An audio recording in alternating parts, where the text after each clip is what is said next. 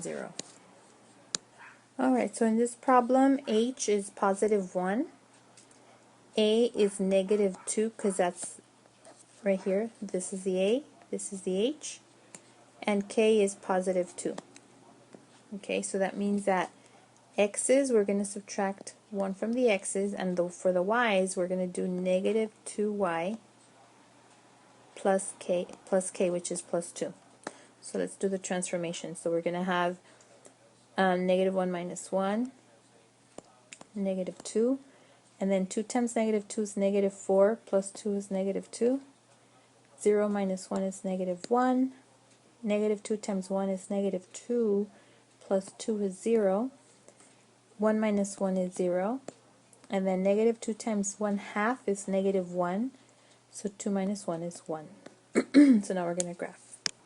Alright, sorry, let me make a correction. I just realized h is positive 1, so this part is right. But when I wrote it right here, it should have been plus 1, and I put minus 1. So that's going to change the x values. 1 minus 1 is 0, so let me erase them real quick. So 1 minus 1, or negative 1 plus 1 is 0. 1 plus 0 is 1, and 1 plus 1 is 2. Okay, so now it's correct.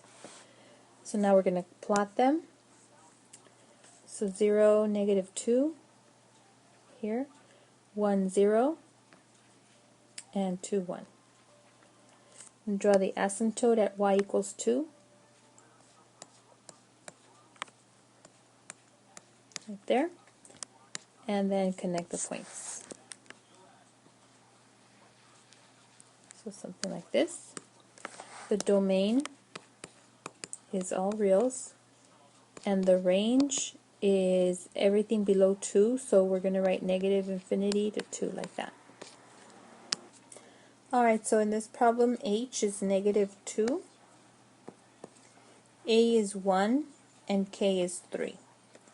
So x, we're going to subtract 2 from the x, and we're going to add 3 to the y, because it's going to be 1y, right? So it's just y, because a is 1.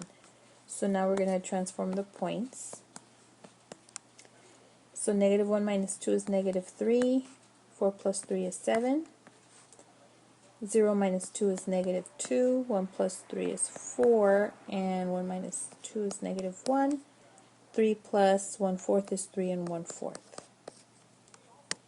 Alright, so here's the points, and then I already drew the asymptote on y equals 3 because k equals 3. So now I'm going to connect the points. Whoops, off a little bit, so let me go like that. Alright, so the domain is all reals, and the range is all numbers greater than 3. All y values greater than 3.